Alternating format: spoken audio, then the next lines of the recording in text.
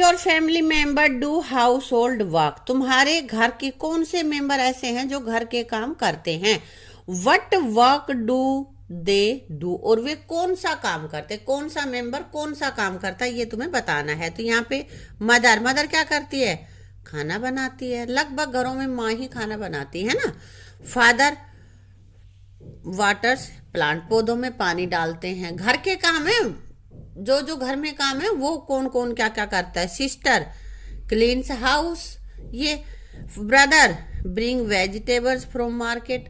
तो बेटा ये कुछ मैंने थोड़े बहुत लिखे हैं जो मेरे घर में लगभग ऐसे काम कौन करता है, और तुम्हारे घर में कुछ अलग हो तो वो अलग लिख लेना, ठीक है भाई। खाना तो मम्मी पकाती है। फादर पौधे हैं तो पौधों में पानी वगैरह दे देते हैं। किसी के फादर भाई वैसे रसोई में भी काम करवा देते हैं।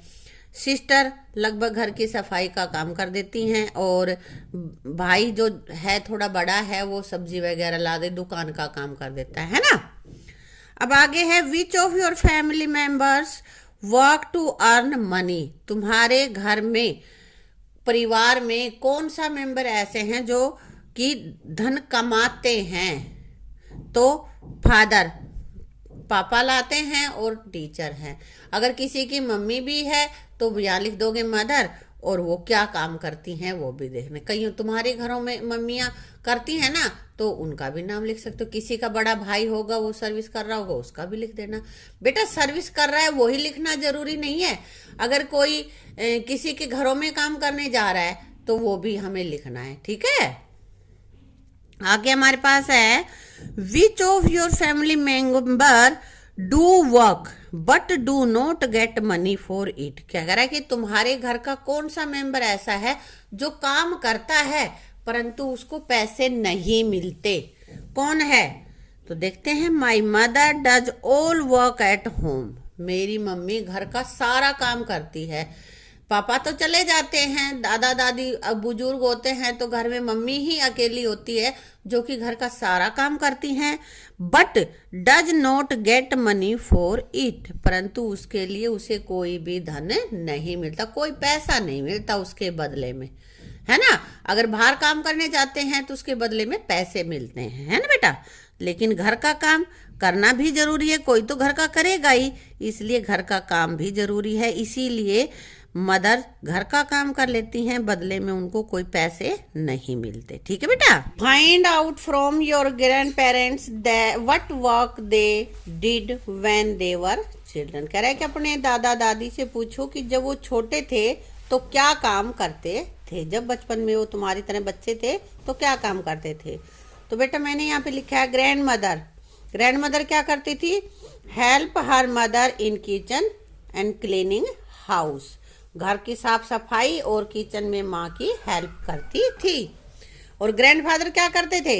Help her father in farming and grazing kettles. पशु चराने और खेती बाड़ी में अपने पिता की सहायता करते थे। लगभग बेटा पहले वही काम होता था, और इन्हीं कामों में बच्चे हेल्प करवाते थे। आगे है Sharma ask her grand mother, यानी कि नानी, ग्रैंड मदर नानी से। ग्रैंड मदर में दादी भी होती है और नानी भी, तो वो नानी से पूछ रहा है द सेम क्वेश्चन। अपनी क्वेश्चन वो वही क्वेश्चन पूछता है जैसे ऊपर पूछा गया है ना, वही क्वेश्चन उसने पूछा है। नानी रिप्लाइड, फिर नानी क्या जवाब देती है? When I was a child, जब मैं एक बच्चा थी यानी कि छोटी थी, I would help my elders to collect firewood। जब मैं छोटी बच्ची थी, आज ए चाइल्ड यानी कि एक बच्ची थी, I would help my elders to collect firewood. तो मैं मेरे बड़ों की सहायता करती थी किसमें? कलेक्ट फायरवुड, आंच के लिए लकड़ी यानी कि ईंधन। Make cow dungs cake, cow dungs cake होता है गोबर के उपले। And plaster walls with cow dungs, और गाय के गोबर से दीवारों को लीपती थी। ये क्या कह रहा है? प्लास्टर वॉल्स यानी कि दीवारों को प्लास्टर करते थे, लीपते थे गाय के गोबर से। But now we have a stove, परंतु अब हमारे पास एक स्टोव है। दैट वर्क्स ऑन गोबर गैस, जो कि गोबर गैस पर काम करता है। The floor and the walls of our house are cemented, और अब हमारे घर के फर्श और दीवारें सीमेंटेड, अब उनको लीपने की आवश्यकता नहीं पड़ती। There are no need for Sharma to do some of jobs that her grandmother did in her childhood, कि शर्मा को अब उन सब कामों की जरूरत नहीं पड़ती जो उसकी दादी माँ करती थी। उसमें दीवारों को लीपती थी, उपले बनाती थी, ये काम अब नहीं करना पड़ता। You had written about the work you do and work done by your elders in their childhood, is there any change. हाँ भाई, तुमने कह रहा कि ये तुम्हारे बचपन में तुमने जो काम किया है या तुम्हारे दादा दादी बचपन में जो काम करते थे उसमें दोनों को बारे में तुमने जान लिया है, तो उनमें कुछ अंतर है? बिल्कुल अंतर है भाई। आजकल हम जो वो काम करते थे वो काम नहीं करते, आजकल हम दूसरा काम करते, पढ़ाई का काम करते हैं ना। Deepali had to leave school to do household work, Deepali ने घर का काम करने के लिए स्कूल छोड़ दिया। Find out if there are any children in your neighbourhood, कह रहा है कि तुम्हारी पड़ोस के ऐसे बच्चों को ढूंढो जो हु आर ओवर 5 ईयर, जो 5 साल से बड़े हैं, and don't go to school, और स्कूल नहीं जाते। बेटा इन बच्चों के नाम तुम्हें लिखने हैं और मुझे कमेंट बॉक्स में लिख के बताने हैं कि कोई तुम्हारे आसपास ऐसा बच्चा रहता है जिसकी उम्र 5 साल हो गई है लेकिन वो स्कूल नहीं जाता। Talk to any 2 children and find out why they do not go to school, talk to any 2 children, 2 बच्चों से बात करो, एंड और फाइंड आउट पता करो, why they do not go to school, वे स्कूल क्यों नहीं जाते, ये तुम्हें पता करना है। Name of the first child, बेटा फर्स्ट चाइल्ड का मैंने नाम लिखा है, तुम अपने आसपास के किसी बच्चे का जो स्कूल नहीं जाता है उसका लिखना है तुम्हें, ठीक है। तो दीपक मैंने यहाँ पे लिखा है। And reason for not going to school, school नहीं जाने का क्या कारण है? हिज पेरेंट्स आर पुअर, उसके माँ बाप गरीब हैं।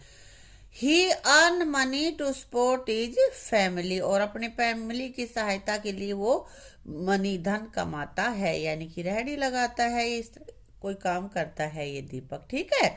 नेम द सेकेंड स्टूडेंट, और अब दूसरे बच्चे का नाम लिखो यहाँ पे बेटा, यहाँ पे मैंने लिख रखा है सपना। अब reason for not going to school, और स्कूल नहीं जाने का उसका क्या कारण है? His family is very poor, उसका परिवार गरीब है। बेटा जो जिसके परिवार में कोई कमाने वाला नहीं होता उन्हीं के बच्चे तो स्कूल नहीं जाएंगे, वरना तो स्कूल जाएंगे।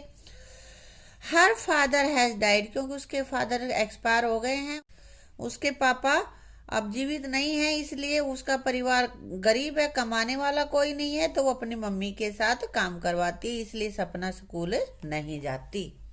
तो बेटा इसी के साथ अपनी इस वीडियो को हम यहीं पे समाप्त करते हैं, और इसके साथ हमारा चैप्टर भी खत्म हो जाता है। तो इस लेसन की तीनों वीडियोस को देखकर आप अच्छे से इस लेसन को कंप्लीट कर लेना, नोटबुक में आंसर क्वेश्चन लिख लेना और इनको लर्न भी कर लेना, ठीक है। Thank you.